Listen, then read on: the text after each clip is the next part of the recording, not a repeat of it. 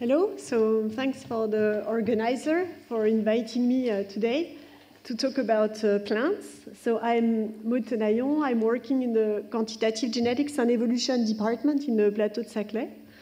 And I will talk to you about crosstalks between wild and domesticate in Zea, a genus that encompasses one of the most important crops worldwide, which is maize. So I'm interested in the study of domestication as a coevolution between humans and plants. And I'm defining domestication here as the process by which species acquire traits beneficial to humans. So everything starts with a wild population. So you can see here a wild population of Teosanthes, which are the ancestor of maize, and they are endemic to Mexico. So you see here population evolving under natural selection in their natural habitats. And some time ago, so around 9,000 years ago for maize, humans have domesticated this wild population and have transformed them into traditional land races that have been bred and spread outside their native range for millennia. With the rise of the modern agriculture, people have derived inbred lines from these traditional land races. So here is a field of inbred lines. And these inbred lines have been used to create hybrids that you can see pretty much growing everywhere in Europe. So these two last steps, domestication, breeding, and dispersal, have been, the plants are evolving here under both natural but also human selection. And domestication has been a major transition in human history. It facilitated the sedentarization and expansion of human population, as shown here, for instance, in the South American population, where you see that the Neolithic transition has led to a drastic shift in human density. Domestication was also accompanied by technological developments, the emergence of cities, labor division, and social stratification, with very strong consequences on landscapes, environments, and also the emergence of infectious diseases that are often linked to our close proximity to farm animals. During this domestication and breeding, crops have been incredibly successful. So these are just examples for four crops: maize, wheat, grape, and tomato. Here, the area of origin is depicted by these black rectangles, and in colors are all the countries where they are now cultivated. So you see that these species have originated and have their wild relatives usually encountered in very small geographical areas, but they have invaded pretty much every country worldwide. So they are extremely successful invaders. And there are a number of factors contributing to their success. So humans have created artificial, comfortable niches for these species by bringing water and nutrients. They suffer also from little competition due to the use of herbicides. They are generally in good health, owing to the use of pesticides. And what I'm more interested in here today is also by their adaptive capacity that I think has been boosted by admixture within crops, so between different varieties, but also between crops and their wild relatives and vice versa. So I'm going to be talking about maize. So maize domestication occurred in Mexico around 9,000 years ago. And there are two subspecies of annual Teosanthes in Mexico. The subspecies Parviglumis that grow in the western lowlands of Mexico, and the subspecies Mexicana, here in red, that grows in the highlands of Mexico. And it was established in 2002 that basically if you sample a bunch of maize, and the different colors here correspond to the different genetic groups of maize, so if you genotype a bunch of these maize, basically you find that these maize they all have a monophyletic origin, and they are closer to the Parviglumis subspecies. So clearly, they have been domesticated from Parviglumis, and Mexicana is closely related, but it's not the direct ancestor of maize. So domestication have led to a number of transformations in the architecture of the plants and in the architecture of the ear. And so from the original center of domestication, there has been several expansion of maize that have been described both northwards and also southwards. And so what I want to show you today is that basically admixture among wild populations have contributed to their local adaptation. This is also true for admixture among varieties, but also there has also been some admixture from the wild to the crop that have contributed to the adaptation of the crop. So starting with Teosanthes, as I told you, there are two subspecies of Teosanthes that are closely related to maize, Parviglumis, which is the direct ancestor of maize here in yellow, and Mexicana. So some years ago, we performed some niche modeling. We showed that Parviglumis occupies a green niche here, while Parviglumis occupied a green niche here, while Mexicana occupied the red niche. And these niches are quite separate and defined by distinct ecological requirements. So you have a picture here of Mexicana and Parviglumis. And so typically, the average altitude for Parviglumis is around 1,000 meters, and for Mexicana, it's about 2,000 meters in altitude. And so what we did is we went to Mexico and we sampled the two altitudinal gradients, the altitudinal gradient depicted here in white and the one depicted here in black. The two gradients encompassed both the subspecies Parviglumis in the lowlands, depicted here by circles, and the Mexicana subspecies, as shown by triangles here. We ran a tree-mix analysis, and what we found is evidence from gene flow, even between populations that were very far apart, so two lowland populations, but also from highland to lowland population. And so we sequenced a bunch of these populations and several individuals per population, and we performed genome scan. And here is the results that we found. And we found several instances of this using a method called HAPFLK. And so this is basically two highland populations from the two gradients, H1 and H2, and these are two lowland populations from the two gradients, L1 and L2. And what you can see here is that in the two highland populations, there is no signal of selection. So we modeled here ancestral haplotypes, and you see that they are equiprobable in the two highland populations. However, in the two lowland populations, you have a raise in frequency of two haplotypes, and they are the same two haplotypes in the two lowland populations, although those populations were located hundreds of kilometers apart. So this is an example of a convergence pattern of selection. And we found this at a locus that controls macrohair initiation on the leaf blade. Macrohairs allow heat maintenance at high elevation. So what we think is here is that maybe some loss of function mutation were both selected in the two lowland populations. And so it is possible that this convergence actually occurred by migration between these two populations. And so more recently, there is a work that was headed by Silas Titus and Jeff Ross-Ibarra. So they went sampling a number of maize and Teosante population in 6 locations here in Mexico. And they looked for selective sweeps. So Silas looks for selective sweeps. So he found a number of sweeps in maize, in Teosantes. But what was interesting is that if you look among all the sweeps, what is the unique sweep proportion, you find, for instance, that in maize, the unique sweep proportion is below 50%. So actually, a lot of sweeps are shared among population, and this was also true for Teosantes. So then we used a model that was developed, a method that was developed by Lee and Koop in 2017. And this model allowed you to understand what is the origin of this convergence. Is it that there's a standing variation in the ancestral population and eventually the same mutation was then selected in the two diverging populations?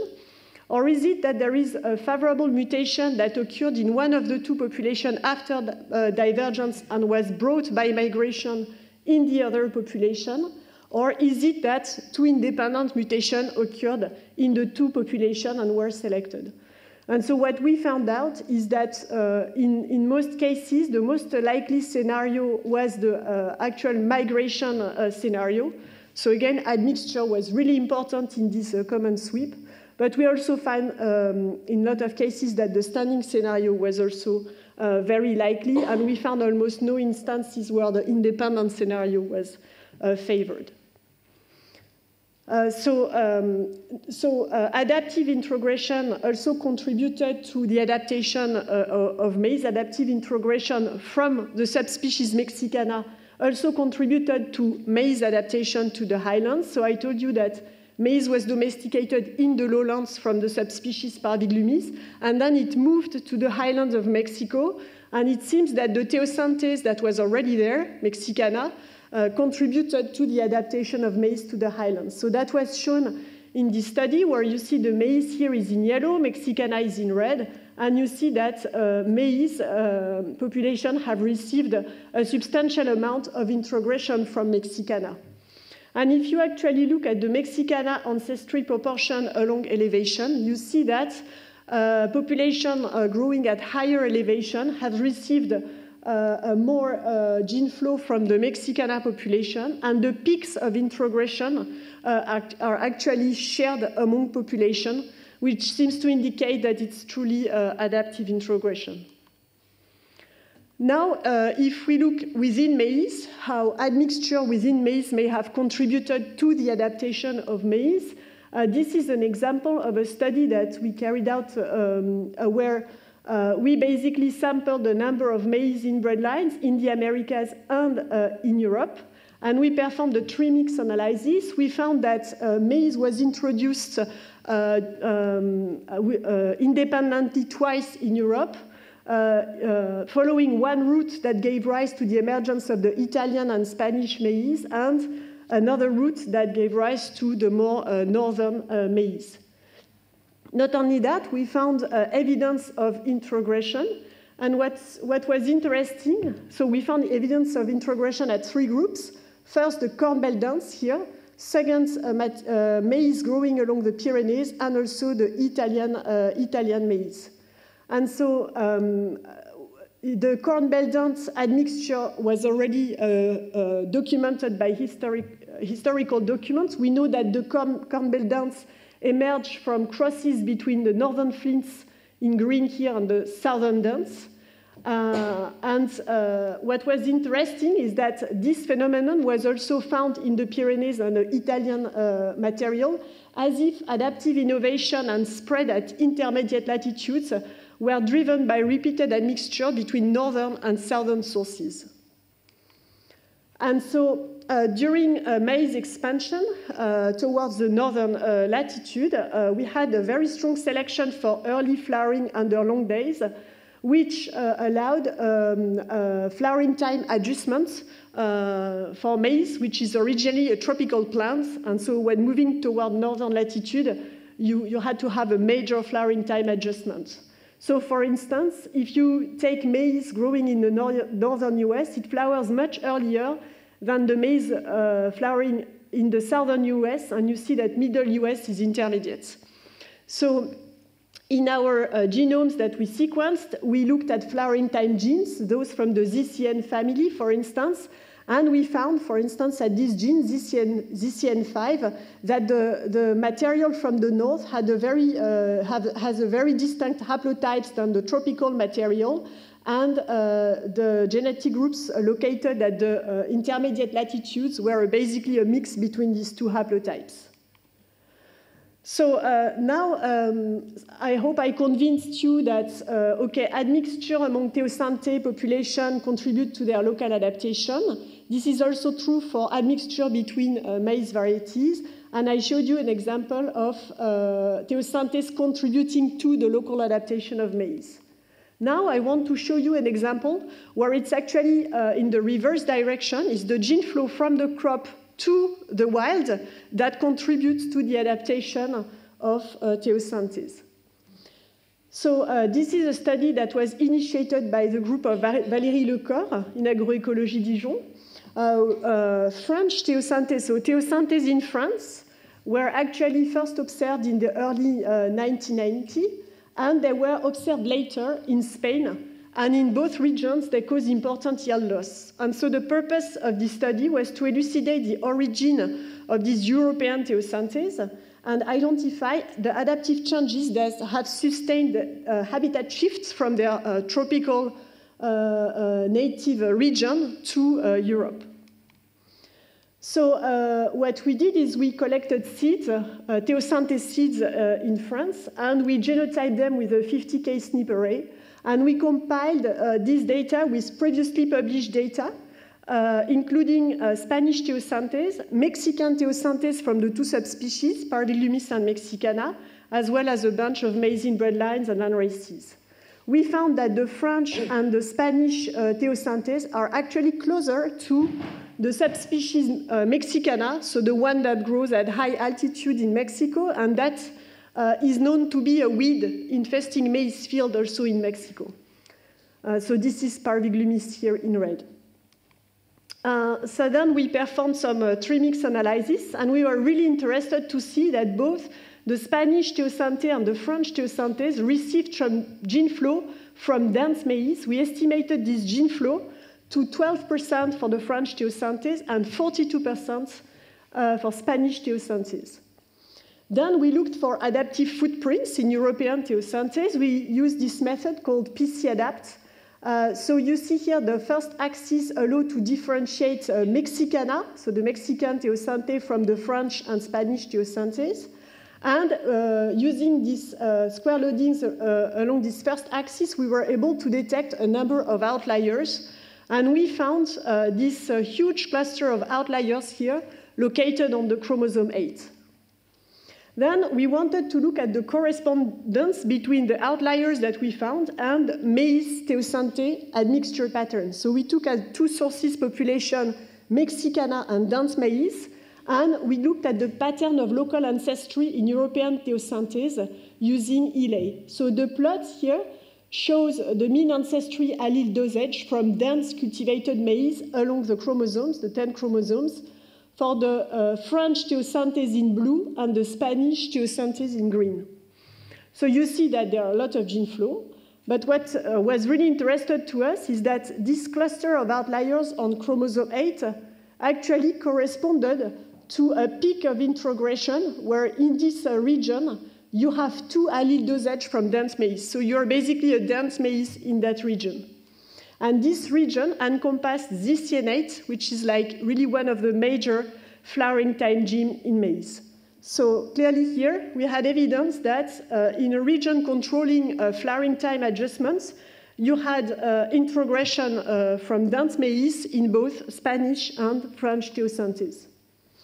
And this must have contributed to adjust the life cycle of French teosynthese. And indeed, they are really well adjusted. So if you grow French teosynthese in Dijon and Mexican teosynthese from both Mexicana and Parviglumis, you have very different flowering time. So the Mexican teosynthese, either they don't flower or they flower very late in the season at the time where maize is harvested, so they can't actually produce seeds for the next generation. But if you look at the French teosynthese, they flower at the same time as maize. Similarly, we found a genomic region around a locus called ACC1 that was also introgressed from maize. So a herbicide tolerance maize variety is used in France, and this herbicide tolerance is caused by a mutation at the locus ACC1. We screened the French teosynthese and found that 43% of them have now become resistant to this herbicide. And what we found is that the resistant teosynthese, so here in blue, have actually 2 dense alleles. And so we sequenced the gene along its entire length in these resistant teosynthese and found that it's the exact same haplotype that is found in the dense maize that are also resistant to this herbicide. So clearly, here is gene flow from maize to teosynthese that have contributed to adapt these teosynthese to the local climate and to the emergence of these teosynthese as noxious weed in Europe. So in general, I think the main message is that adaptive introgression is a powerful mechanism for adaptive innovations in crop and their wild relatives. And to finish, I want to give you some perspective on ongoing work. So we are now trying to explore the reverse side of the coin, that is the establishment of genetic barriers between Teosinte population, maize varieties, but also between maize and Teosinte. For instance, here, when we sampled our 2 altitudinal gradients, so we sampled some Teosinte population, we sequenced them, and we performed here FST-based analysis. And what we found is that there are some regions like this one that corresponds to chromosomal inversions, so that block the recombination, and that possess a number of outliers that are potentially involved in altitudinal adaptation. And when we measured also a number of traits in common gardens for those Teosinte populations, so we evaluate 11 populations for 18 traits in 2 common gardens for 2 years, and we then associate the variation at our candidate SNP, so potentially involved in altitudinal adaptation, to variation of traits such as flowering time, grain weight, number of seeds per ear. We found a number of significant associations, and we actually found that among outlier SNPs detected with PubGen methods that associate with phenotypic variation at adaptive traits, more than expected were located in these chromosomal inversions. So we think that by capturing multiple locally favored allele, inversions have contributed to the evolution of an altitudinal syndrome in Teosinte. We are also now contributing to a project to look for a limitation of gene flow between wild and domesticates. So the whole idea comes from this paper, which is a meta-analysis on 32 species, where so this meta-analysis report crosses between wild relative and crops, and it shows that in 30% of the cases, you actually have reduced fitness in F1 hybrids. So what we are interested in now is to consider reproductive isolation as a domestication trait that limits gene flow between wild and domesticates, and hence contributing to the preservation of the domestication syndrome. And we want to use the domestication as a model to understand the very first barriers to reproduction between those sympatric forms that often that evolves under strong selection. So we are doing so in 14 different plant species in the framework of the Domisol project, with a number of collaborators here from different labs. And with that, I would like to thank you for your attention, and to thank my group here in Plateau de Saclay, the students, and also a number of collaborators in France and abroad. So thank you for